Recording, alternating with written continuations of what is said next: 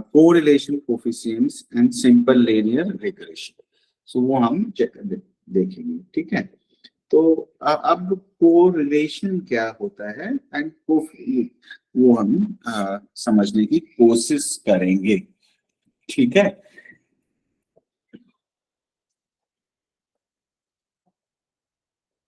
तो correlation coefficient हमें क्या बताता है? Association between two variables. Suppose there is a variable x and there is a variable y. If variable x is increasing while y is also increasing, or x is increasing then variable y is decreasing. तो ये हमें बताता है कि there is some association between variable x and the variable y, ठीक है। But ये हमें ये नहीं बताता है कि बिकॉज ऑफ एक्स वाई में चेंजेस हो रहा है या बिकॉज ऑफ वाई एक्स में चेंजेस हो रहा है ना, ये नहीं बताता है। लेट्स टेक, ठीक है, अभी मेरे दिमाग में आया एक एग्जांपल लेते हैं हम, है ना। एग्जांपल क्या है? सपोज ये एक प्लेस है, suppose let's say this is your office, है ना। सो यहाँ पे एक पर्सन है सपोज ए और दूसरा पर्सन है बी, ठीक है। ये दोनों इस ऑफिस में काम करते हैं। तो अब क्या होता है कि ए और ए इधर है और बी यहाँ पे है, ठीक है। बी का रेजिडेंस यहाँ है, ए का रेजिडेंस यहाँ है। तो और दोनों ही इक्वल डिस्टेंस पे रहते हैं, सपोज 10 किलोमीटर ऑफिस से दूर है, ये भी 10 किलोमीटर दूर है। तो बी ए जब ऑफिस के लिए निकलता है, ऑलमोस्ट उसी टाइम पे बी भी ऑफिस के लिए निकलता है, और जिस टाइम पे ए ऑफिस पहुंचता है बी भी उसी टाइम पे पहुंचता है, ठीक है। तो क्या हो रहा है? जैसे ही ए में कोई चेंज आता है या चलता है ए इस तरफ, तो बी भी उसी तरफ चलता है, दूसरी साइड से उस तरफ चलता है, ठीक है। या सपोज एक ही साइड में रहते हैं, एक ही साइड में जाते हैं, या साथ साथ में जाते हैं, ये भी पॉसिबल है। तो अब क्या होता है कि अब दोनों ऑफिस जाते हैं, लेकिन इसका ये मतलब नहीं है दोनों एक साथ निकल रहे हैं, एक साथ पहुंच रहे हैं, लेकिन इसका मतलब ये नहीं कि दोनों के बीच में कोई रिलेशनशिप है। ए की वजह से बी यहाँ पे जाता है, क्योंकि ए ने यहाँ पे दुकान खोली थी, शॉप थी उसकी, ऑफिस था, और बी क्या कहते हैं, क्योंकि ए ने खोला है और ए बी का रिलेशनशिप है, तो बी को भी यहाँ पे मजबूरी में जाना ही पड़ेगा, कि तो ए की वजह से बी यहाँ पे आता है, नहीं तो उसको आने की जरूरत नहीं। तो कॉज नहीं है। तो जब ऑफिस है, even they don't know each other, तो there may be some relationship, there may not be some relationship. तो जो कोरिलेशन है हमें सिर्फ इतना बताता है कि भाई दो वेरिएबल्स हैं जो एक साथ मूव करते हैं सेम डायरेक्शन में या अपोजिट डायरेक्शन में, बट दे डोंट टेल कि भाई अगर ये पता लगे दोनों हस्बैंड वाइफ हैं, दोनों का खुद का ऑफिस है ना, और दोनों एक ही जगह पे रहते हैं, ये उनका रेजिडेंस है, ये उनका ऑफिस है, दोनों एक साथ यहाँ से जाते हैं और एक साथ यहाँ से आते हैं, ठीक है। एक तो ये हो सकता है। तो क्या है, इन दोनों के बीच एक रिलेशनशिप है, मतलब बहुत ही क्रूड एग्जांपल है एक, लेकिन समझने के लिए मैं आपको बता रहा हूँ। तो दोनों के बीच में एक रिलेशनशिप है, that is why they are working, they have open one office and they are going there and they are coming back together, ठीक। दूसरा क्या हो सकता है, एक बिल्डिंग है, दो फ्लैट्स हैं, यहाँ पे ए रहता है, यहाँ पे बी रहता है, दोनों एक ही ऑफिस में काम करते हैं, दोनों एक दूसरे से बात भी नहीं करते, ना जानते हैं, लेकिन दोनों एक साथ ऑफिस जाते हैं, ऑलमोस्ट एक टाइम पे ही वापस आते हैं। तो they don't share any relationship, but दोनों में एक साथ चेंजेस हो रहे हैं, एक ही टाइम पे निकलते हैं, एक ही टाइम पे पहुंचते हैं, एक ही टाइम पे वहां से छूटते हैं, एक ही टाइम पे घर पे पहुंचते हैं। तो क्या हो गया ये? तो तो कोरिलेशन हमें सिर्फ इतना बताता है कि भाई ये दोनों एक साथ मूव कर रहे हैं, दो वेरिएबल्स हैं जो दो एक साथ वेरी करते हैं। हमें नहीं पता है कि वो उनके बीच में कोई रिलेशन है या नहीं है, कि ए की वजह से बी में चेंजेस आ रहे हैं, A is the cause of B, or not, we don't know. Clear? तो कोरिलेशन कोफिशिएंट सिर्फ इतना ही बताता है कि दो वेरिएबल्स हैं जो एक साथ मूव कर रहे हैं, they may be in the opposite direction, they may be in the same direction. ठीक है, एग्जाम्पल जैसे ये, अब ए और बी दोनों इस बिल्डिंग में रहते हैं, है ना, ए का ऑफिस यहाँ पे है एक्स प्लेस पे, वाई का बी का यहाँ पे है, दोनों एक साथ, दोनों इक्वल डिस्टेंस पे हैं, तो ए इधर के लिए निकलता है, बी इधर के लिए निकलता है, तो दोनों अपोजिट डायरेक्शन में हैं, है ना। अब इनके बीच में, अब ये एक ही बिल्डिंग में रहते हुए हो सकते हैं, या उनके बीच में कोई रिलेशनशिप भी हो सकता है, but we don't know. So correlation only tells us कि दो वेरिएबल्स एक साथ वेरी कर रहे हैं, उनके बीच में कोई रिलेशनशिप है या नहीं है वो हमें नहीं पता है, उसके बारे में हम कमेंट नहीं करेंगे। सो that is what association does not imply causation, की कॉज नहीं बताता है। Correlation does not assume causality but regression does, लेकिन जो रिग्रेशन है वो हमें कॉज को बताता है, इसीलिए हम रिग्रेशन एनालिसिस करते हैं। तो कोरिलेशन हमें नहीं बताता किसी भी तरह का रिलेशनशिप दो वेरिएबल्स में। ठीक है, clear? Any question? No, sir. Now let's understand correlation. तो सर गाल्टन, फ्रांसिस गाल्टन इनका पूरा नाम था। Galton was the first to imply the word regression. ठीक है, biological and to biological and psychological data. Specifically, Galton observed that height of the children versus the height of their parents, and he discovered that the taller than average parents tended to have children who are also taller than average, but not as tall as their parents. Galton characterized this as a regression towards mediocrity. Correlation coefficient is also attributed to Francis Galton. तो correlation और regression दोनों terms Galton ने दिए, आप ऐसे समझ सकते हो, है ना। और उन्होंने जब कुछ टेस्ट कर रहे थे, वो मतलब डेटा इकट्ठा कर रहे थे, और उन्होंने ये पाया कि जिन पेरेंट्स की हाइट ज्यादा है उनके बच्चे एवरेज हाइट से ज्यादा हैं। सो ये चीज उन्होंने ऑब्जर्व की, इसी को उन्होंने कोरिलेशन बोला, है ना।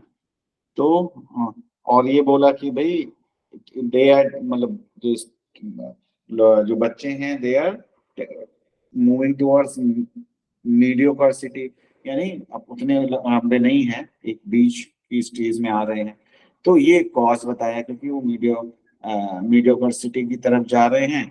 So that is why the person he has used word regression, कि वो पीछे की तरफ जा रहे हैं, है ना। तो regression implies to backward, यानी पीछे जाना। Why are statistical method for predicting a response from explanatory variable termed regression? तो इसीलिए जो हम इससे क्या कर सकते हैं, आप प्रेडिक्ट कर सकते हो, यानी कॉज बता सकते हो कि क्या चीजें हो रही हैं। अब इसको और डिटेल में हम आगे आएगा तब हम समझेंगे कि रिग्रेशन में हम कैसे प्रेडिक्ट करते हैं और कैसे फाइंड आउट करते हैं कि भाई कॉज हो सकता है ना। तो फाइंडिंग कोरिलेशन क्या है? Finding the relationship between to quantitative variables without being able to infer causal relationship. So correlation is to find out relationship between two variables without being able to infer causal relationship. कि हम कोई cause के ऊपर नहीं focus करते हैं, the only thing that we focus on कि उनके बीच में कोई रिलेशनशिप है कि नहीं है।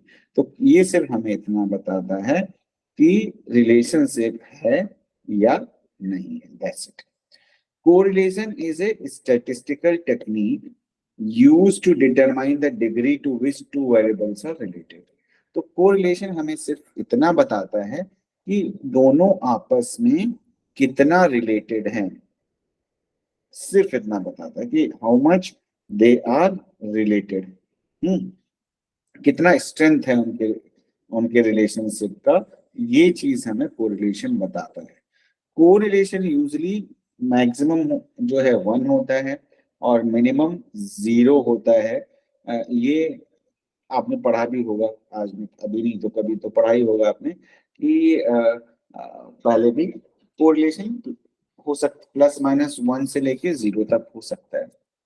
1 का मतलब है परफेक्ट कोरिलेशन एंड +-1 का मतलब है परफेक्ट कोरिलेशन, 0 का मतलब है नो कोरिलेशन, और इन्हीं के बीच में वैल्यूज होती हैं 1.8, 0.6, 0.5, 0.1 जो भी है। तो प्लस माइनस हमें सिर्फ डायरेक्शन बताते हैं। प्लस का मतलब है अगर एक इस डायरेक्शन में मूव कर रहा है तो दूसरा भी इसी डायरेक्शन में मूव कर रहा है। माइनस का मतलब है कि अगर एक इस डायरेक्शन में मूव कर रहा है तो दूसरा इस डायरेक्शन में मूव कर रहा है, यानी they are opposite to each other. So that is what आपका कोरिलेशन इज। तो correlation is a statistical technique that is used to measure and describe a relationship between two variables। दो variable के बीच का relationship बताते हैं, ये हम already बात कर चुके हैं। तो correlation between two variable does not necessarily imply that there is a causal relationship between them, that is one variable is the cause of other। ये भी मैं आपको बता सकता हूँ, ये सिर्फ आपको correlation बताते हैं कि they exist together, but it doesn't mean कि एक दूसरे का कॉज है। But the greater is the association between the two variables the more accurately one can predict that standing in one form the standing in other. यानी अगर एक में change होगा तो दूसरे में चेंज आएगा, जितना स्ट्रॉन्ग ज्यादा रिलेशनशिप होगा उतना ज्यादा ऐसा होने के चांसेस हो जाते हैं। There could be a multiple ways in which two variables could be related। भाई दो तरीके तो मैंने आपको बताया, ये कई तरीके होते हैं कि रिलेटेड हो सकते हैं। तो दो तरीके मैंने आपको बताया, पॉजिटिव एंड नेगेटिव। तो x and y there are two variables यहाँ पे जो हम देख रहे हैं दिए हैं। तो meaning that the condition of x determines the condition of y, that is x affect y, so these two are correlated. अब क्या है x y x, यानी meaning that the condition of y determines the x y and x of x, so these two are correlated. यानी x y को affect कर रहा है एक में y x को अफेक्ट कर रहा है। x y both affect each other, hence they are correlated. भाई दोनों एक दूसरे को अफेक्ट कर रहे हैं। तो x dash dash y means that third variable influences the x and y, x and y are indirectly correlated। यानी बीच x और y के बीच में कोई और फैक्टर्स हैं जो उनको अफेक्ट करें, तो वो उसको अफेक्ट करता है और ये देन इसको अफेक्ट करता है। सिमिलरली उल्टा हो सकता है कि ये इसको अफेक्ट करेगा देन फिर ये इसको अफेक्ट करेगा। तो ये मतलब कोई बीच में कोई वेरिएबल आ रहा है जो उसको अफेक्ट कर रहा है, इस तरह का रिलेशनशिप भी हो सकता है। Then different distribution show the relationship between different variables. अब डिस्ट्रीब्यूशंस अभी हम देखेंगे आगे हो सकता है, तो different distribution shows different relationship between variables। Bivariate distribution is a distribution that shows relationship between two variables। तो bivariate माने दो variables हैं, है ना। तो multivariable distribution is a distribution that shows the relationship between more than two variables। The two method used in like multivariable establish multivariable distribution to establish relationship are partial correlation and multiple correlations। so अब क्या है कि दो तरीके हो सकता है, या तो x और y यानी कि दो वेरिएबल्स के बीच में रिलेशनशिप है, इसको हम बाईवेरिएट बोलेंगे। अगर यहाँ पे x y z t और भी वेरिएबल हैं, एक दूसरे को कैसे अफेक्ट कर रहे हैं ये हमें देखना है, तो हम यूज करेंगे मल्टीवेरिएट एनालिसिस या मल्टी वेरिएट डिस्ट्रीब्यूशन जिसको हम बोलते हैं। दो तरीके हैं मल्टीवेरिएट निकालने के, एक है मल्टी वेरिएबल का कोरिलेशन निकालने के लिए partial correlation and multiple correlation, जो अपने वर्ड से ही समझ में आपको आता है ना। तो कैरेक्टरिस्टिक्स क्या होती हैं कोरिलेशन की, let's understand that thing. Characteristics of the correlation, the direction of the relationship. मैंने बताया डायरेक्शन या तो पॉजिटिव हो सकता है, नेगेटिव हो सकता है, या जीरो हो सकता है। यानी एक बढ़ रहा है तो दूसरा भी बढ़ेगा, ये पॉजिटिव हो गया। एक बढ़ रहा है, दूसरा घट रहा है, तो ये नेगेटिव रिलेशनशिप हो गया।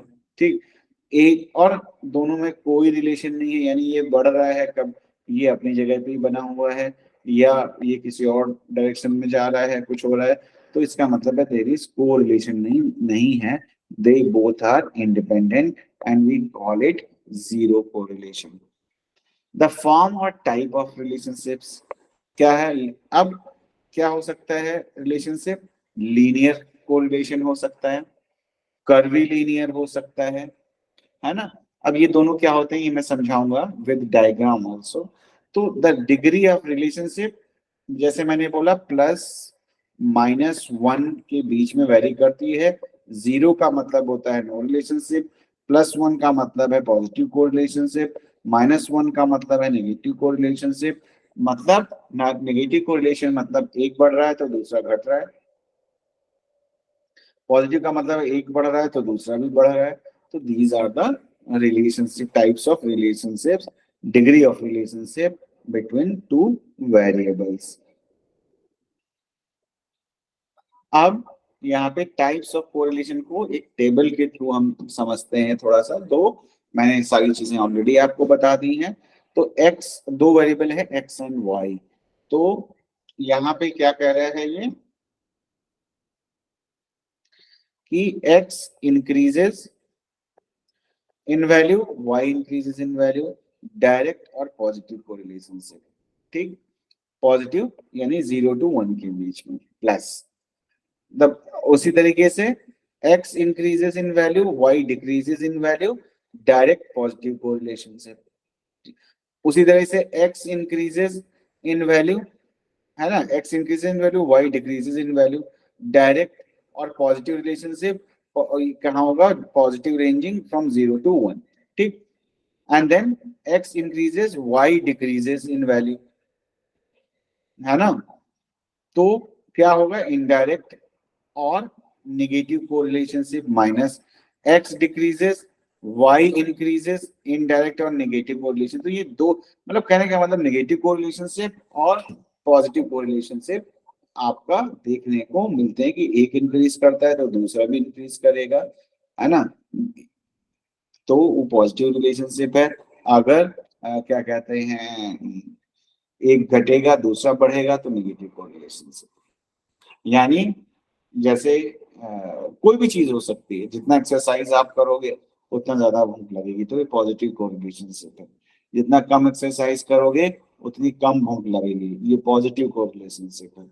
ठीक है। एंड क्या कहते हैं जितना आइडल रहोगे, काम नहीं करोगे, उतनी क्या कहते हैं कम भूख लगेगी, ये भी पॉजिटिव कोरिलेशनशिप है ना।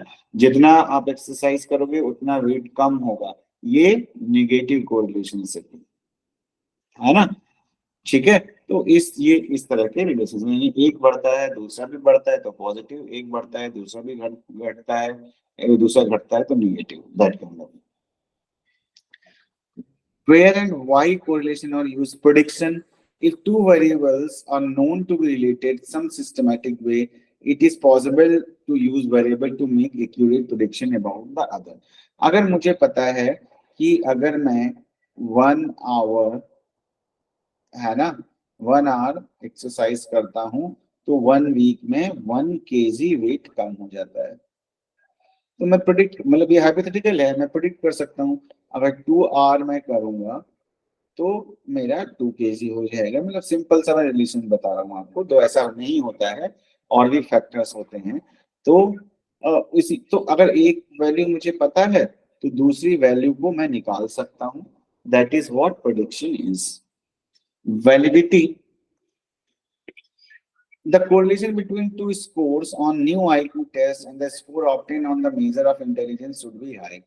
अब क्या होता है, वैलिडिटी स्टैब्लिश करने के लिए जब हम आइटम एनालिसिस वगैरह कर रहे थे तो हम कोरिलेशन निकाल सकते हैं कि हमने नया टेस्ट बनाया, टेस्ट ए, और दूसरा टेस्ट भी पुराना था, उस सेम चीज को असेस करते हैं, इसके स्कोर के बीच में कोरिलेशन निकाल लिया तो हम ये कह सकते हैं कि ये टेस्ट जो है क्या कहते हैं, वैलिड है, जो इसको मेजर करना चाहिए मेजर कर रहा है। रिलायबिलिटी भी इसी तरह से, two sets of data obtain from same test, अब इन्हीं टेस्ट को हमने कर लिया, इनके रिजल्ट जो आए, कोरिलेशन निकाला, तो हम ये कह सकते हैं कि दोनों दो जो कोरिलेशन है वो हाई है, यानी एक टेस्ट पे ज्यादा आ रहा है, दूसरे पे आ रहा है, इसका मतलब क्या कहते हैं, रिलायबल नहीं, सॉरी, एक टेस्ट को हमने किया, एक बार किया, फिर दूसरी टेस्ट को मैंने दोबारा किया, फिर तीसरी बार किया, और तीनों के बीच का कोरिलेशन निकाल लिया, यानी हर बार जो हम रिजल्ट हमारे आ रहे हैं वो they are highly correlated to each other, तो इट इज रिलायबिलिटी। एक्चुअली हमने रिलायबिलिटी वैलिडिटी में ये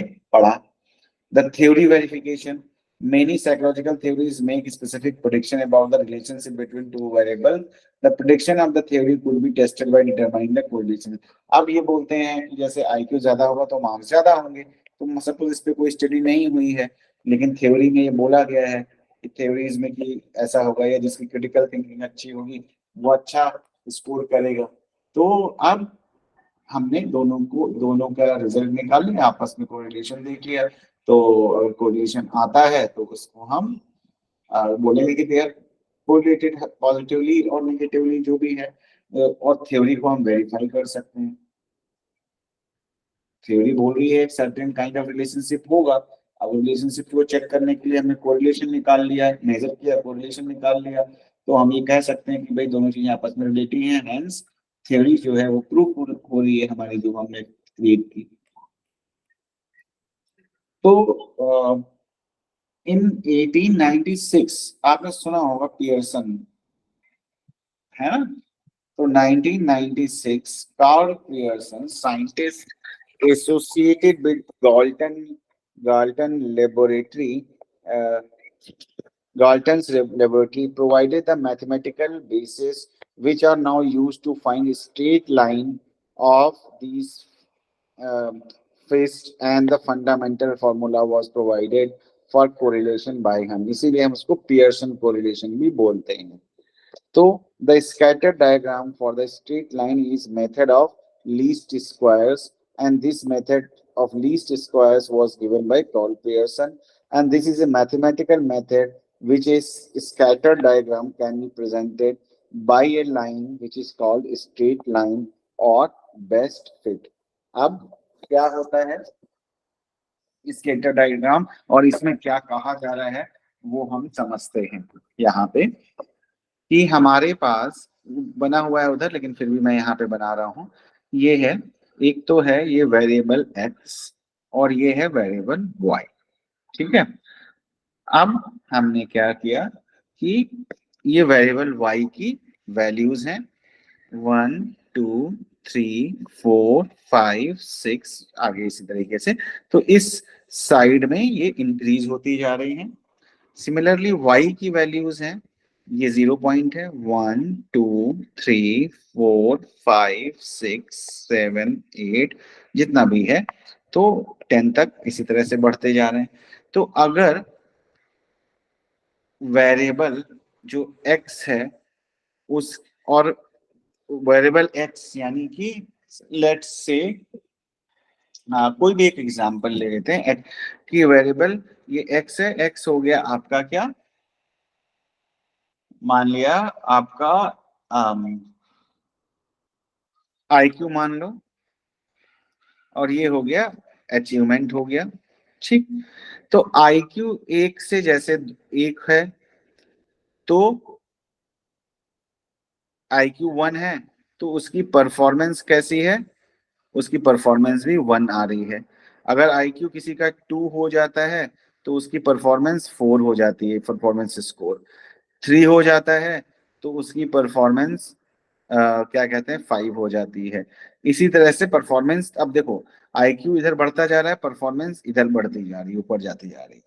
तो ये जो लाइन होगी ये ऐसे हम लाइन मिला देंगे तो इसको ये स्कैटर डायग्राम बोलते हैं, जो पॉइंट्स हम लगाते हैं और इनको जब हम मिला के एक साथ जोड़ देते हैं तो अगर एक लाइन में है तो इसको हम बेस्ट फिट बोलते हैं कि एक बढ़ रहा है तो दूसरा बढ़ रहा है, यानी they are correlated with each other, और इसी को हम बेस्ट फिट लाइन भी बोलते हैं।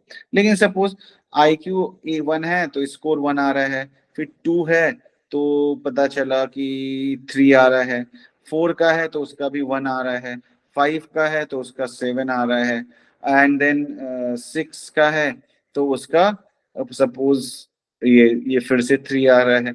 तो अब इसमें कोई लाइन नहीं बन रही है, अगर हम देखें तो इसमें तो कोई भी लाइन नहीं बन रही है ना। तो कोई लाइन नहीं बन रही कि यानी कि यहाँ गया डेटा, फिर ये गया, फिर ये गया, फिर ये गया, फिर ये गया, फिर ये हो गया, तो कोई रिलेशनशिप शो नहीं हो रहा है। रैंडम एक रिलेशनशिप इंडिकेट कर रहा है ये स्कैटर डायग्राम, ठीक है। तो अब क्या होता है, तो ये बेस्ट फिट नहीं है ना, इसको हम बेस्ट फिट नहीं बोलेंगे, ठीक है। हाँ, ये इतना हो सक इसको भी हम बेस्ट फिट ही बोलते हैं। जैसे ये डेटा हमारे पास आया है, कुछ डेटा यहाँ आया, फिर यहाँ आया, ये डेटा आया, फिर ये डेटा ऐसे आया, ये ऐसे आया, यहाँ पे आया, तो इसी के आसपास ये डेटा यहाँ पे रह रहा है। तो ये भी एक तरह से लाइन का शेप ले रहा है, तो कुछ डेटा लाइन से ऊपर नीचे हो रहा है, तो ये बेस्ट फिट लाइन हमारी कहलाती है ना। तो क्या है, रेक्टेंगुलर कोऑर्डिनेट, ये कोऑर्डिनेट्स इनको हम बोलते हैं two quantitative variable x and y, ठीक है। पॉइंट्स आर नॉट जॉइंटेड, ये पॉइंट्स हम जॉइंट नहीं करते, जब जॉइंट नहीं करते तो इसको हम बोलते हैं स्कैटर डायग्राम, ठीक है। जॉइंटेड नहीं होते, सिर्फ पॉइंट लगा के रखते हैं। No frequency table, frequency table हम नहीं बनाते हैं कि कितने लोग हैं, कितने हैं, क्या है, वो सारी चीजें हम इसमें नहीं है, तो इसको हम स्कैटर डायग्राम बोलते हैं। ये दो चीजों के बीच में रिलेशनशिप आपका बताता है। और रिलेशनशिप कैसा हो सकता है स्कैटर प्लॉट का, मैंने बताया पॉजिटिव कोरिलेशनशिप, नेगेटिव कोरिलेशन। अब नेगेटिव कोरिलेशनशिप को हम देख लेते हैं, ये है x, ये है y, 1 2 3 4 5, इसी तरह से 1 2 3 4 5, ठीक है। अब सपोज ये किसी का स्कोर 5 है एक उस पे, तो दूसरे पे कम हो रहा है, यानी दूसरे पे 1 आ रहा है। किसी का 4 है तो दूसरे पे क्या हो रहा है, यहाँ पे 2 आ रहा है। मतलब ये जैसे जैसे बढ़ रहा है, ये जैसे जैसे घट रहा है, ये बढ़ रहा है। 3 हो गया तो इस पे भी, इस पे आ गया आपका 4, या 2 हो गया तो ये आ गया, तो क्या हुआ, ये उल्टी लाइन ऐसे बन रही है, तो ये भी बेस्ट फिट लाइन है, but this is a negative relationship. तो पॉजिटिव रिलेशनशिप, नेगेटिव रिलेशनशिप, को रिलेशनशिप कहीं पे भी स्कैटर डायग्राम इस तरीके से बन रहा है, तो ये हमें शो करता है इसका। तो स्कैटर प्लॉट हमें इस तरीके से दिखाता है कि 3 टाइप का रिलेशनशिप्स को रिप्रेजेंट करता है, ठीक है। ये यहाँ पे देखो आ गया पॉजिटिव रिलेशनशिप, मतलब देखो एक लाइन से यहाँ पे एक लाइन आपकी बन रही है, दिस इज ए पॉजिटिव कोरिलेशनशिप, है ना। ये भी क्या है, ये भी पॉजिटिव कोरिलेशनशिप है। एंड देन ये नेगेटिव कोरिलेशनशिप है, डेटा नीचे की तरफ एक बढ़ रहा है तो दूसरा घट रहा है, ठीक है। एंड देन ये स्कैटर्ड डायग्राम है, कोई भी लाइन है, कोई चीज नहीं दिख रहा है, स्कैटर्ड है, इसको हम नो रिलेशनशिप बोलते हैं। कोरिलेशन कोफिशिएंट, आगे इतना समझ में आया सारे लोग, समझ में Yes, sir. आ रहा हूँ स्कैटर डायग्राम एंड ऑल।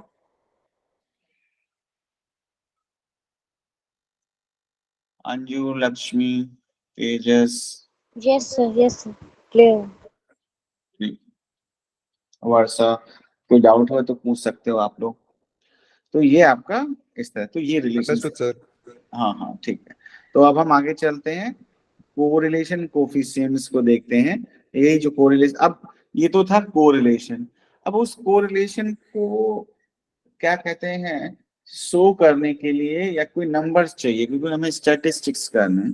तो कोरिलेशन सिर्फ, कोरिलेशन कोफिशिएंट क्या है, statistics showing the degree of the relationship between two variables. तो क्या है, उन दोनों के बीच में कितना रिलेशनशिप है, यानी 1 है, 0.09 है, 0.08 है, 0.07 है, जो भी है, तो क्या रिलेशनशिप है, यानी कि 1 परफेक्ट, 9 उससे कम, 8 उससे कम, 7 उससे कम, कितना रिलेशनशिप है दोनों के बीच में, दो वेरिएबल्स के बीच में, उसको मेजर करने के लिए हम कोरिलेशन कोफिशिएंट निकालते हैं। तो वो जो वैल्यू है वो हमें ये बताती है कि उनके बीच का रिलेशनशिप कितना स्ट्रांग है और कैसा है।